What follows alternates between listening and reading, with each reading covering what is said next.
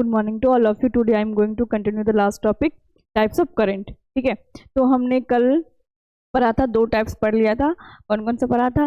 Residual and migration. तो आज हम लोग कौन सा देखेंगे? आज हम लोग पढ़ेंगे diffusion current and kinetic current के बारे में पढ़ेंगे। ठीक है, तो हम स्टार्ट करते हैं डिफ्यूजन करंट। डिफ्यूजन करंट क्या होता है?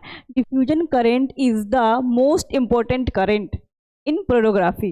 डिफ्यूजन करंट क्या है? मोस्ट इंपॉर्टेंट करंट है पोलरिग्राफी में, क्योंकि हमने पहले भी देखा था कि इसमें क्या होता है, हायर कंसंट्रेशन से लोअर कंसंट्रेशन की ओर आयंस का मूवमेंट होता है। ठीक है, because it is the one that help us measure the concentration of the substance being reduce और ऑक्सीडाइज। क्यों? क्योंकि हम लोग क्या करते हैं, इसमें कंसंट्रेशन मेजर करते हैं सबस्टेंस का। Substance that means ions. ठीक है, या फिर रिड्यूस फॉर्म में या ऑक्सीडाइज फॉर्म में। When we draw a polarigraphic wave, the limiting current minus residual current gives the diffusion current। जो ID हमारा है डिफ्यूजन करंट, ये कैसे आएगा? तो जो हमारा लिमिटिंग करंट, इसके बाद हम लोग देखेंगे लिमिटिंग करंट क्या होगा। जो एक लिमिट पे जाके क्या होता है, फिर इंक्रीज करेगा और एक समय ऐसा आएगा जब वो कांस्टेंट हो जाएगा, लिमिट हो जाएगा। ठीक है, हम लोग लिमिटिंग करंट बोलते हैं। तो क्या करेंगे यहाँ पे, लिमिटिंग करंट को माइनस करेंगे किससे? रेजिडुअल करंट से। तो क्या हमारा निकल जाएगा? डिफ्यूजन करंट आ जाएगा। ठीक है, why is diffusion current important? यहाँ पे डिफ्यूजन करंट जो है इंपॉर्टेंट क्यों है? Because diffusion current is directly proportional to the concentration of the electroactive substance. Diffusion current जो होता है ये डायरेक्टली प्रोपोर्शनल होता है इसका concentration of the electroactive substance के। So if diffusion current increases, concentration also increases. ठीक है, क्योंकि ये क्या है, उसके ऊपर डिपेंड है। किसके ऊपर? कंसंट्रेशन ऑफ आयंस के ऊपर डिपेंड है, कंसंट्रेशन ऑफ सब्सटेंस के ऊपर डिपेंड है। तो डिफ्यूजन करंट जो होगा इंक्रीज करेगा तो कंसंट्रेशन भी इंक्रीज करेगा। ठीक, this is why polarography can be used for quantitative analysis. इसलिए जो है पोलरिग्राफी हम लोग किसमें यूज करते हैं? क्वांटिटेटिव एनालिसिस में यूज करते हैं। और सिंपल लैंग्वेज में वो देखेंगे, सिंपल डिफिनेशन में डिफ्यूजन करंट का। तो diffusion current is the current produce because ion move from higher concentration to lower concentration. ठीक है, जो आयन का मूवमेंट होगा हायर कंसंट्रेशन से लोअर कंसंट्रेशन की ओर, उसको क्या बोलते हैं? डिफ्यूजन बोलते हैं। यहाँ करंट का बात करेंगे तो हम लोग क्या बोलेंगे? जो करंट प्रोड्यूस हो रहा है आयंस की मूवमेंट के करने से। ठीक है, और आयन का मूवमेंट कैसा होना चाहिए? हाई से लो। ठीक है, it is directly proportional to their concentration and use to measure the amount of analyte in polarography. अब देखेंगे फोर्थ हमारा है काइनेटिक करंट। ठीक है, क्या है हमारा? काइनेटिक करंट है। काइनेटिक करंट है फोर्थ टाइप। ठीक है, नोट ऑल आयंस और molecules react directly with dropping mercury electrode. DME हमने फर्स्ट क्लास में इसको डिस्कस किया है, DME के बारे में। ठीक है, ड्रॉपिंग मर्करी इलेक्ट्रोड्स। ठीक है, इंट्रोडक्शन में हमने बताया था। Note all ion and molecules react. ठीक है, जितना भी आयन्स और मॉलिक्यूल्स है जरूरी नहीं कि वो रिएक्ट कर जाए डायरेक्टली, किससे? ड्रॉपिंग मर्करी इलेक्ट्रोड से। सब species like oxygen, carbon dioxide, nitrate, sulphate, perchlorate etcetera do not undergo a normal electrode reaction. ये सब जो है कुछ ऐसा स्पीसीज है जो नॉर्मल इलेक्ट्रोड रिएक्शन में पार्टिसिपेट नहीं करता है, रिएक्ट नहीं करता है। ठीक है, these ion show irreversible polarographic wave. ये क्या शो करता है? Irreversible polarographic wave, meaning the reaction does not follow the usual electrochemical process. और जो प्रोसेस होता है उसके थ्रू ये नहीं जाता है। ठीक है, इसे बोल रहा है the meaning reaction does not follow the usual electrochemical process. Electrochemical process को ये फॉलो नहीं करता है। The current produce because of these chemical reactions happening in solution. The current produce, क्यों करंट प्रोड्यूस हो रहा है? क्यों? क्योंकि केमिकल रिएक्शन हैपनिंग हो रहा है कहाँ पे? सॉल्यूशंस में। ठीक है, is called kinetic current. Kinetic current किसको बोलेंगे? The current produce because of the chemical reaction. Chemical reaction के होने की वजह से सॉल्यूशन में जो करंट प्रोड्यूस हो रहा है उसको क्या बोलेंगे? Kinetic current. ठीक है, क्लियर है? Okay.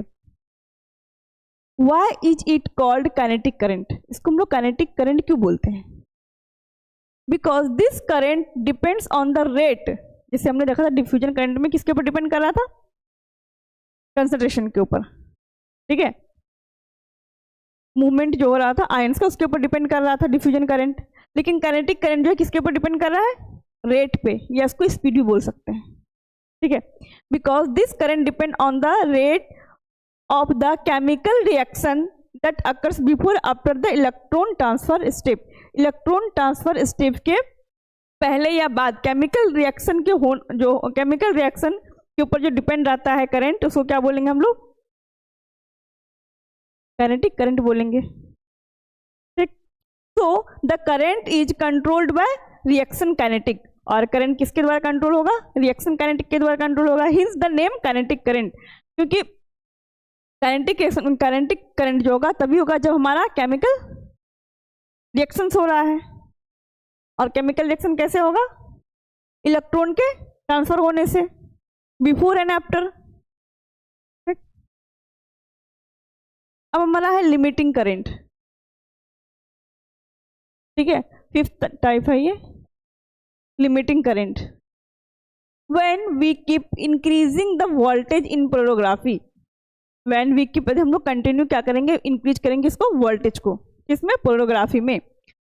The current first increase, current क्या होगा? पहले इंक्रीज करेगा, but after a certain point, कुछ समय के बाद क्या होगा? The current stop increase. अब क्या होगा? जो करंट इंक्रीज कर रहा है तो वो क्या करेगा? स्टॉप हो जाएगा एंड बिकम कॉन्स्टेंट। मान लो कि करंट हमारा कंटिन्यू बढ़ बढ़, एक ऐसा टाइम आएगा जो यहाँ पे ये कांस्टेंट हो गया, स्टॉप हो गया, तो क्या हो जाएगा? कांस्टेंट हो जाएगा, वो बढ़ नहीं रहा है। ठीक है, जो बढ़ रहा था वो स्टॉप हो गया। This constant value of current is called limiting current. तो ये कांस्टेंट वैल्यू हो गया, इसी को हम लोग क्या बोलेंगे? लिमिटिंग करंट बोलेंगे। When we keep increase the voltage in polarography, जब हम लोग क्या करते हैं? इंक्रीज करते हैं वोल्टेज को पोलरिग्राफी में, द करंट फर्स्ट इंक्रीजेज, तो करंट पहले क्या होगा? इंक्रीज करेगा, but after a certain point, कुछ समय के बाद कुछ ऐसा पॉइंट आएगा जहां पे क्या होगा? करंट स्टॉप हो जाएगा। ठीक है, stop increasing and become constant, वो कांस्टेंट हो जाएगा। ठीक, द कांस्टेंट वैल्यू जो होगा ये, इसी को हम लोग क्या बोलेंगे? Limiting current. ठीक है, why does current stop increases? जो करंट है स्टॉप क्यों हो जा रहा है? इंक्रीज, जो इंक्रीज हो रहा था कंटिन्यू, वो स्टॉप क्यों हो गया? At this point ions reach the electrode only by diffusion. अब यहाँ पे जो है ऐसा स्टेज है जो आयन जो रीच हो रहा है इलेक्ट्रोड्स में ओनली डिफ्यूजन। डिफ्यूजन प्रोसेस में क्या था हमारा? हाई कंसंट्रेशन से लो कंसंट्रेशन की ओर आयन का मूवमेंट हो रहा था। ठीक है, the rate of diffusion equals to the rate of reduction oxidation at the electrode. ठीक है, रेट ऑफ डिफ्यूजन क्या हो जाएगा यहाँ पे? रेट ऑफ रिडक्शन या फिर oxidation at the electrodes. No matter how much you increase the voltage, ion cannot reach faster, so the current become steady. This condition is known as surface saturation। इस stage को क्या बोलते हैं हम लोग? Condition को क्या बोलते हैं? सरफेस सैचुरेशन बोलते हैं, या फिर concentration polarization. because the concentration of ion at the electrode surface become almost zero। जो कंसंट्रेशन ऑफ आयन हो जाएगा इलेक्ट्रोड सरफेस के ऊपर क्या हो जाएगा? ऑलमोस्ट जीरो हो जाएगा। They are consumed as soon as the arrive. ठीक है, अब हम लोग पढ़ेंगे इलेक्ट्रोड्स के बारे में। जो बार बार ये टर्म यूज हो रहा है डीएमई डीएमई, वो डीएमई कैसे वर्क करता है। ठीक है, और इससे पहले भी हमने पढ़ा था, इसमें लास्ट क्लास में जो पढ़ा था reference electrode, indicator electrode, last chapter में, सॉरी लास्ट क्लास में, लास्ट चैप्टर में पढ़ा था, लास्ट जो हमारा था चैप्टर उसमें हमने पढ़ा था इलेक्ट्रोड्स के बारे में। यहाँ पे लेकिन हम इसमें पढ़ेंगे डीएमई इलेक्ट्रोड्स के बारे में। ठीक है, अब देखिए इसमें कंस्ट्रक्शन की बात करेंगे। A dropping mercury electrode is a polarizable working electrode commonly used in polarography. ये ड्रॉपिंग दो तरह का इसमें भी इलेक्ट्रोड्स होता है। ठीक है, एक रेफरेंस इलेक्ट्रोड होता है, एक इसमें तो पोलराइजेबल एंड नॉन पोलराइजेबल। जो ये इलेक्ट्रोड हमारा डीएमई वाला, वो कौन सा इलेक्ट्रोड है? पोलराइजेबल इलेक्ट्रोड्स है। नॉन पोलराइजेबल इलेक्ट्रोड कौन सा इसमें हो जाएगा, रेफरेंस इलेक्ट्रोड हो जाएगा, जो जिसका कि पोटेंशियल वेरी नहीं करता है, पोटेंशियल ऑलरेडी फिक्स होता है। तो मेनली हम लोग जो लेते हैं इसमें इसके अगेंस्ट डीएमई इलेक्ट्रोड्स के अगेंस्ट में जो लेते हैं कैलोमल इलेक्ट्रोड्स लेते हैं, ठीक है। वो क्या है, एक डिफरेंस इलेक्ट्रोड्स है। A dropping mercury electrode DME is a polarizable working electrode commonly used in polarography, ठीक है। जो कॉमनली यूज किया जाता है, कौन सा इलेक्ट्रोड यूज किया जाता है, डीएमई इलेक्ट्रोड्स को यूज किया जाता है। It consist of a fine capillary tube with an internal bore of 20 to 50 micrometer and a length of 10 to 15 centimetre. देख लो यहाँ पे आपका है डीएमई इलेक्ट्रोड्स, ठीक है। ये कैपिलरी हो गया, ये बीच का डिस्टेंस बता रहा है, ये हाइट बता रहा है इसका, और इसी का इस साइड इसका सिंपल इसे दिया हुआ आपका डायग्राम ताकि इसे आप समझ सको, ठीक है। इसे मरकरी रिजर्वायर हो गया, ये सिंपल मरकरी रिजर्वायर है, यहाँ पे ये वाला रिजर्वायर मरकरी रिजर्वायर है, ठीक है। होता है ऐसे ऐसे सिंप्लीफाई करके दिया गया ताकि आपको इजीली अंडरस्टेबल हो, ठीक। The capillary is connected to a mercury reservoir through a rubber tube. ये हमारा कैपिलरी जो है किससे कनेक्टेड होगा, रिजर्वायर से, मरकरी रिजर्वायर से कनेक्टेड हो रहा है। तो यहाँ पे देखो ये कैपिलरी है तो इससे कनेक्टेड हो रहा है, ठीक है। Through a rubber tube, the height of the mercury reservoir is adjusted to control the drop time, which is the time required for each fresh mercury drop from and detach from the capillary। जिसका जो height set किया जाता है वो मतलब ऐसा set किया जाता है एक फिक्स टाइम में, मतलब जो एक ड्रॉप उससे बाहर आए, फॉल डाउन हो, उसको ड्रॉप होने में यूजुअली 1 से 5 सेकेंड लगे, 1 से 5 सेकेंड लगे, ठीक है। उसके अकॉर्डिंग क्या हो, इसको सेट किया जाता है। Which the time required for each fresh mercury drop, मतलब हर एक बार मरकरी ड्रॉप आ रहा है, फिर वो फॉल डाउन हो रहा है, फिर दोबारा आ रहा है, फॉल डाउन हो रहा है, तो उसके बीच का जो डिस्टेंस है, टाइमिंग जो है वो कितना होना चाहिए, 1 से 5 सेकेंड के बीच में आना चाहिए, ठीक है। An electrical contact is made inside the tubing where a mercury flow, और इसमें क्या किया जाता है, इलेक्ट्रिकल कॉन्टेक्ट करवाया जाता है।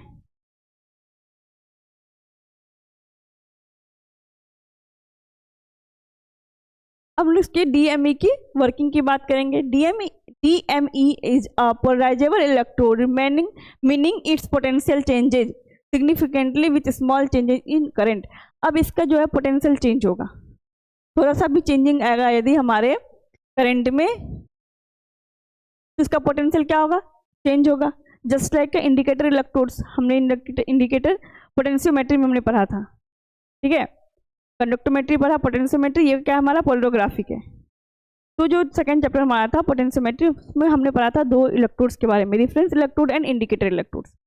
तो हमने हमेशा बोला है जो रेफरेंस इलेक्ट्रोड हमारा रहेगा वो क्या होगा, फिक्स रहेगा, का पोटेंशियल फिक्स रहेगा, वो कभी वेरी नहीं करता है। इंडिकेटर इलेक्ट्रोड्स का क्या होता है, वेरी करता है। जस्ट लाइक हियर हम लोग देखेंगे कि डीएमई इलेक्ट्रोड है, इसका भी क्या करता है, वेरी करता है पोटेंशियल, ठीक है। पोटेंशियल चेंज कब होगा, थोड़ा सा भी चेंज आएगा यदि करंट में तो पोटेंशियल इसका चेंज हो जाएगा, किसका, डीएमई इलेक्ट्रोड्स का, ठीक है। It can act as both anode and cathode. ये जो है डीएमई इलेक्ट्रोड, ये दोनों की सब बिहेव करता है, cathode as well as anode, but it is mainly used as cathode. लेकिन हम लोग मेनली जो यूज करते हैं इसको कैथोड की तरह यूज करते हैं, ठीक। If DME act as a cathode the pool of mercury serve as the anode. Counter electrodes को बोलेंगे हम लोग। जब यदि डीएमई एक्ट करेगा कैथोड के जैसा तो पूल ऑफ मर्करी कैसा सर्व करेगा, एनोड के जैसा, ठीक है।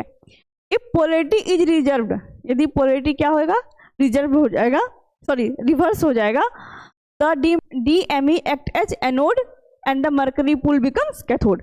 यदि पोलैरिटी यदि डीएमई एक्ट करेगा कैथोड के जैसा तो दूसरा वाला क्या हो जाएगा, pool of mercury serve as anode.